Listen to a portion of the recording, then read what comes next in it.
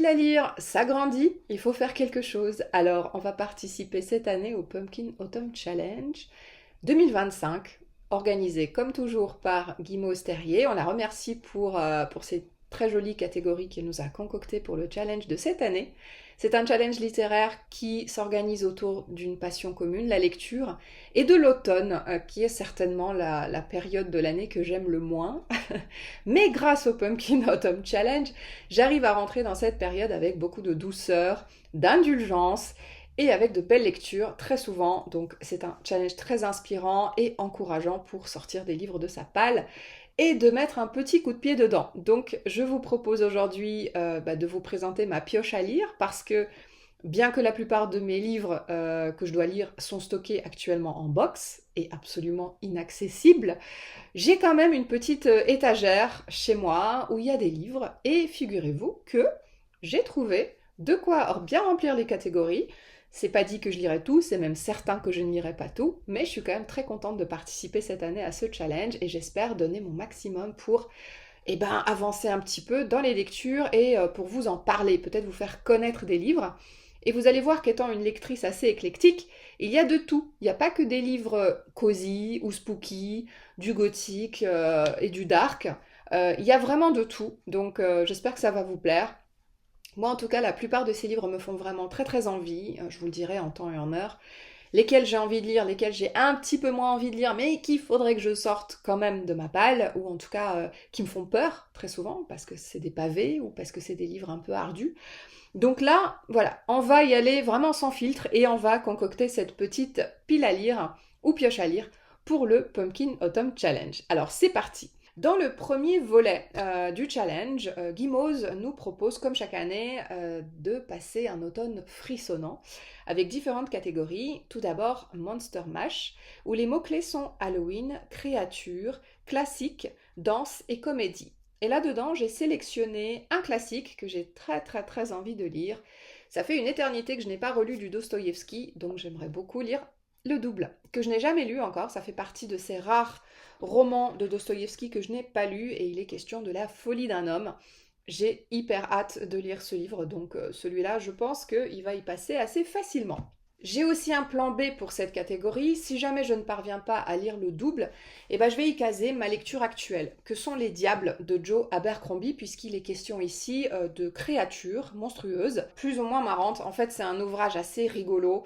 C'est un livre qui parle d'une quête autour d'une princesse qui se découvre princesse en fait, puisqu'elle l'ignore pendant une petite partie de sa vie, et des créatures qui vont l'entourer, qui vont être liées par un sort pour remplir une mission, une quête.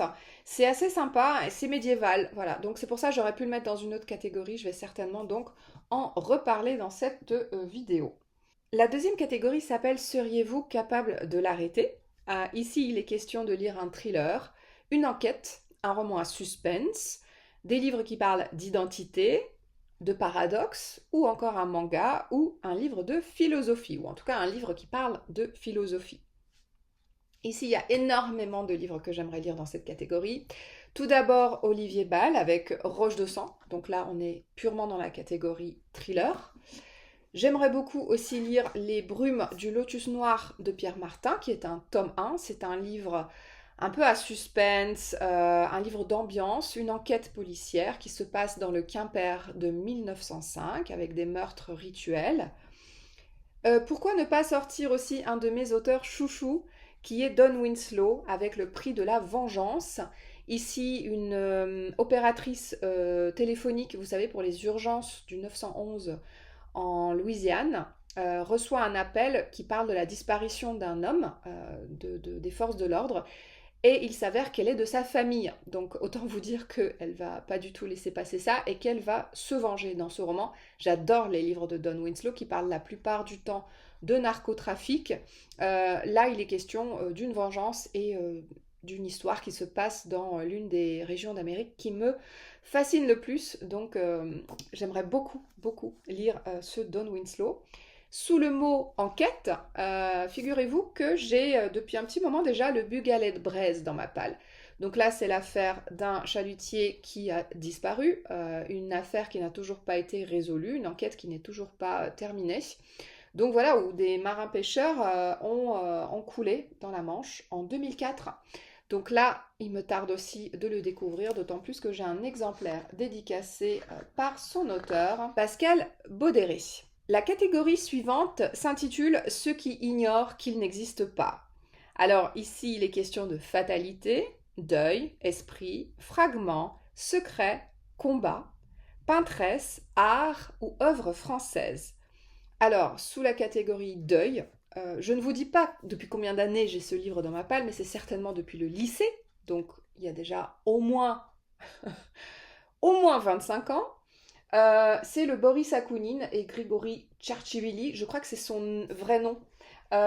C'est Histoire de cimetière, traduit du russe par Paul Lequen. C'est un service presse d'ailleurs que j'ai trouvé. Le maître du polar, Boris Akounine, que vous connaissez peut-être, moi il fait partie de mes auteurs préférés.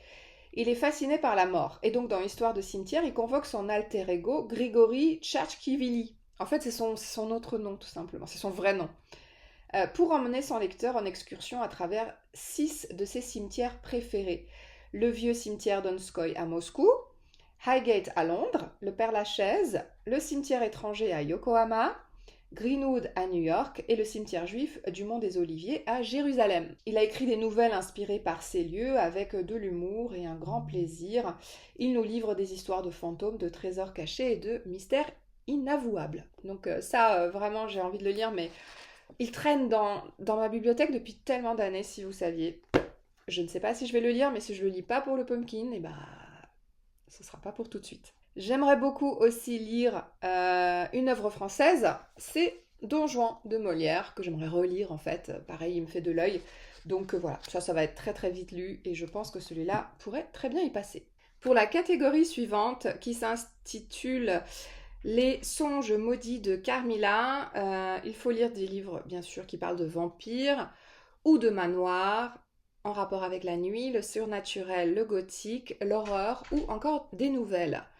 Donc là, je pensais dans le côté un peu gothique, bien qu'il soit aussi question beaucoup de la famille, c'est l'ouvrage Les Hauts de Hurlevent d'Emily Brontë que j'ai ici dans cette très jolie édition vintage.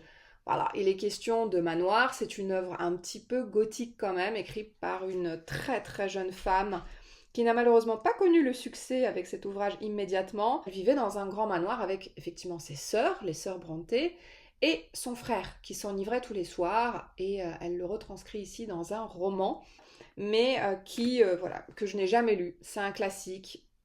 Il s'inscrit tellement bien dans ce challenge, donc j'aimerais beaucoup lire les Hauts de Hurlevent, et dans ces superbes éditions vintage, j'adore, je kiffe cette couverture en fait. J'ai très envie de découvrir cet ouvrage, donc je pense qu'il va y passer pendant le Pumpkin Autumn Challenge parce qu'il est juste parfait. J'ai aussi un Deborah Harkness avec L'école de la nuit, c'est le tome 3 du livre perdu des sortilèges, mais j'ai malheureusement pas un souvenir impérissable du reste de la saga. Donc est-ce que je vais rentrer dans ce tome 3 qui est gigantesque? Je ne sais pas. Si j'ai un super rythme de lecture, peut-être. Mais je vous avoue que j'ai acheté ces livres en avance pour vraiment me lire toute la saga, et puis en fait je suis pas énormément fan. Il y a un vampire, il y a des sortilèges, il y a du manoir, il y a du gothique, tout ce que vous voulez, mais c'est pas forcément ma came, hein, ce Deborah Harkness, donc je ne sais pas. Il va peut-être y passer, et vraiment si je le lis pas là cet automne, je vais m'en débarrasser en boîte à livres en me disant que je n'aurai jamais fini cette saga et que c'est pas grave. J'ai aussi prévu un Michael McDowell avec Calliope. C'est pas sûr non plus que je le lirai, mais j'aimerais beaucoup parce qu'il s'inspire beaucoup de cette atmosphère un peu gothique. Avec Michael McDowell, ça vire toujours soit dans l'horreur, soit dans les esprits, soit dans quelque chose d'assez lourd. Et là, en l'occurrence, il s'agit de la vie de Calliope, qui est toute enfant lorsque son papa se fait malheureusement assassiner. Un crime injuste, d'une violence rare.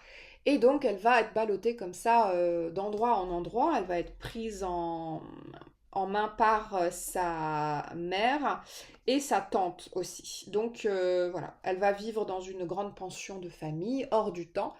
Ça peut être intéressant, et je pense que Michael McDowell va y insuffler un petit peu de l'horreur. Donc, Ça me titille, ça me titille. Je me dis que j'aimerais beaucoup le lire quand même pour ce challenge parce que Michael McDowell, quoi. Vous savez que je l'aime beaucoup.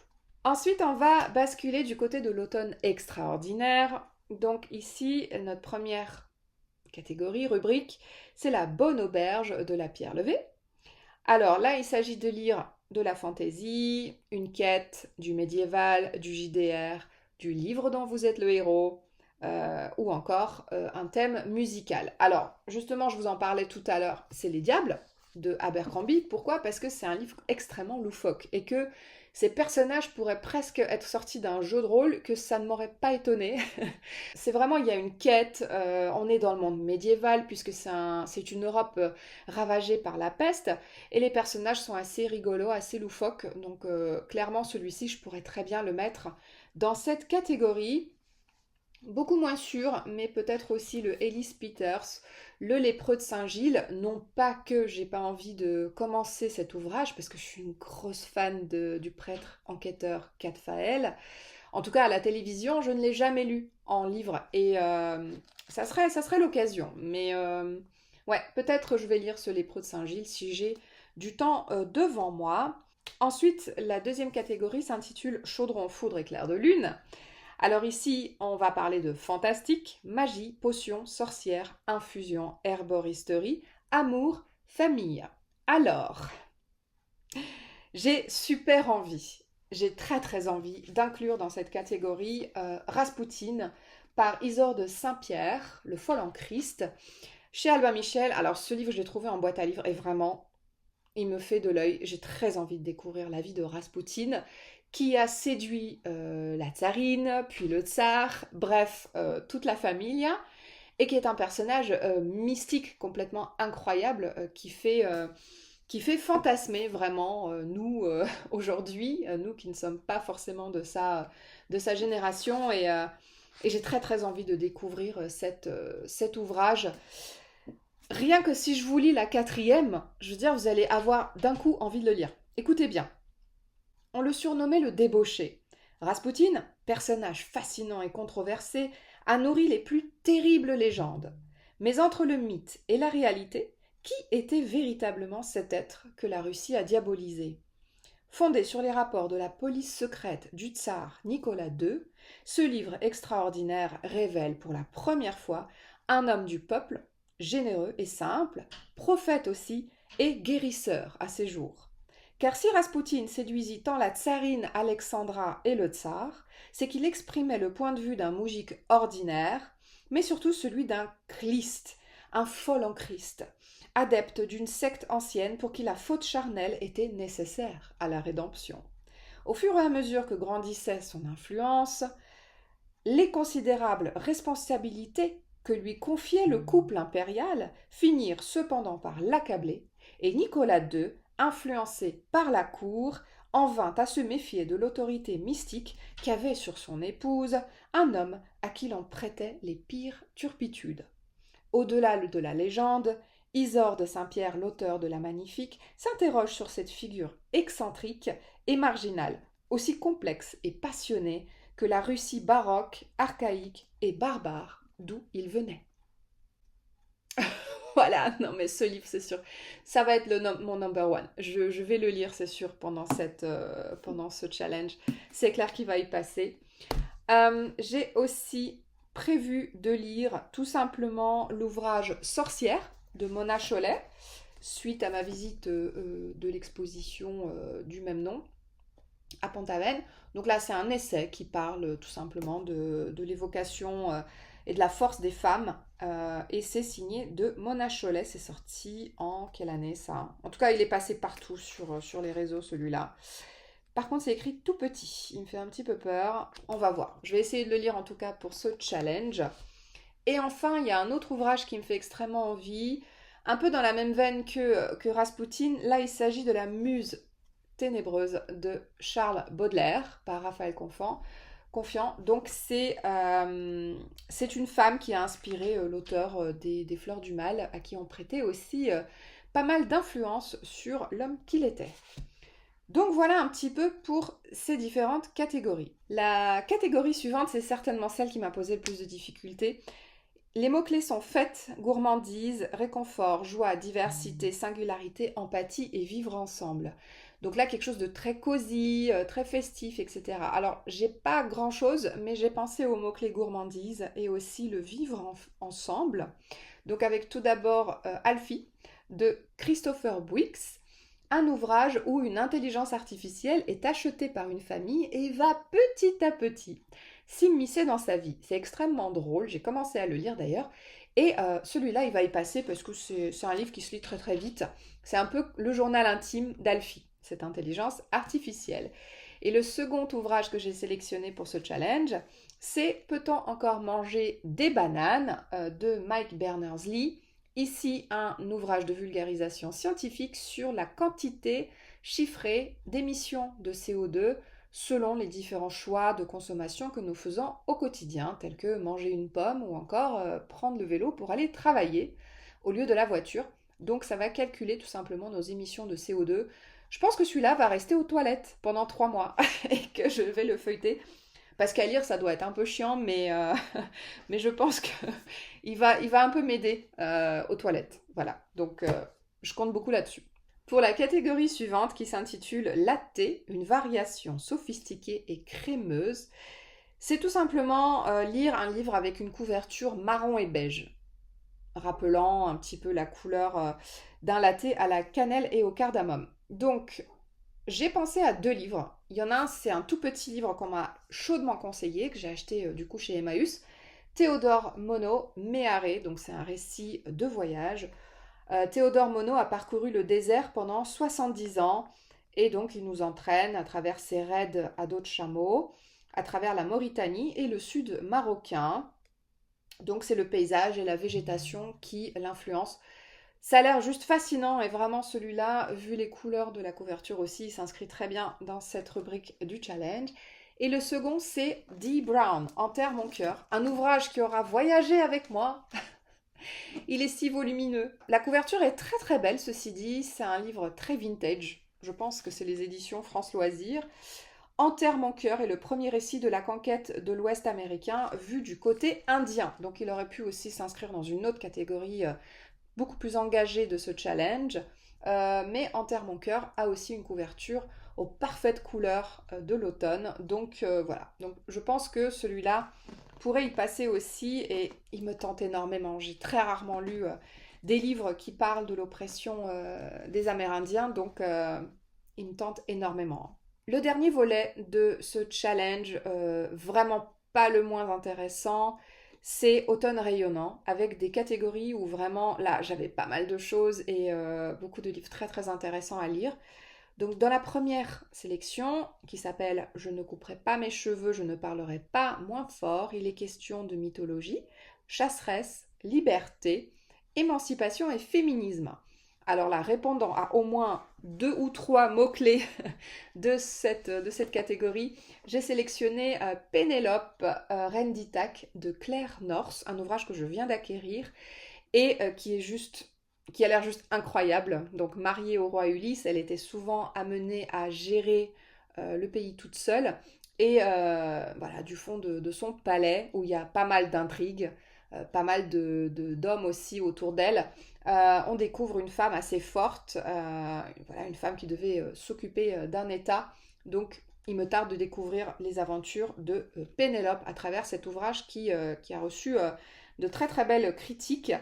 Et aussi en termes de liberté, d'émancipation, de féminisme, j'ai très envie de découvrir Alexandra David-Nel avec Voyage d'une Parisienne à Lhasa. C'était une des pionnières à avoir pu fouler ces terres très inhospitalières et découvrir un des peuples les plus adorables et les plus fascinants, ancrés dans ses traditions, les Tibétains. Donc j'ai très très envie de découvrir ces aventures. Il me tarde vraiment de faire ce voyage avec Alexandra David-Nel. La deuxième des catégories s'intitule Ma meilleure ennemie. Il s'agit de dualité, hiérarchie, inégalité, résistance, rebelle, sacrifice, enemy to lovers et steampunk. Alors là, j'ai des bouquins juste incroyables. Déjà, puisqu'on parle de résistance, d'inégalité, de rebelle, de sacrifice, Il va être question des Palestiniens, bien sûr, qu'il me tarde de découvrir à travers ces très jolies éditions chez Gallimard, Les Palestiniens dans le siècle. Donc un ouvrage avec énormément de photographies à la découverte de ce peuple aujourd'hui opprimé, chassé, massacré très très injustement. Donc voilà, donc là il me tarde de découvrir cet ouvrage à la découverte du peuple palestinien ancré en tout cas dans notre siècle. Alors ce livre-là n'est pas tout jeune par rapport notamment je pense à l'actualité, mais voilà, il va m'aider à comprendre un petit peu aussi la situation aujourd'hui dans laquelle se trouve ce peuple. Je pensais aussi à un ouvrage de Becky Chambers, L'espace d'un an. Le tome 1 s'appelle Les Voyageurs. On est sur un vaisseau avec des personnages de différentes races, différentes cultures. Et je pense qu'il va être question aussi un petit peu de conflits, de rebelles, de rébellions, de sacrifices, étant donné que Becky Chambers a une écriture assez engagée et que ça reste quand même assez positif comme message. Je pense que la découvrir avec cet ouvrage sera extrêmement intéressant aussi dans cette même catégorie. Pour nous qui avons besoin de souffler, et l'avant-dernière des catégories, les mots-clés sont nature, écologie, conscience, espoir, paix, poésie et solarpunk. Alors ici, j'ai pensé intégrer des livres surtout de nature writing. En particulier, je pensais à Anima. Donc c'est un ouvrage de la rentrée littéraire écrit par Kapka Kasabova et qui est une pastorale au cœur des montagnes pour interroger notre rapport aux animaux et aux vivants. Donc ça, je pense qu'il va y passer. J'ai aussi acheté un Pete From, le lac de nulle part, qui m'a été fortement conseillé par une libraire. Donc celui-ci, c'est du nature writing, clairement. Un papa qui ressurgit depuis de nombreuses années auprès de ses deux fils et qui leur propose une aventure au cœur des lacs du Canada, donc faire un long voyage en canoë.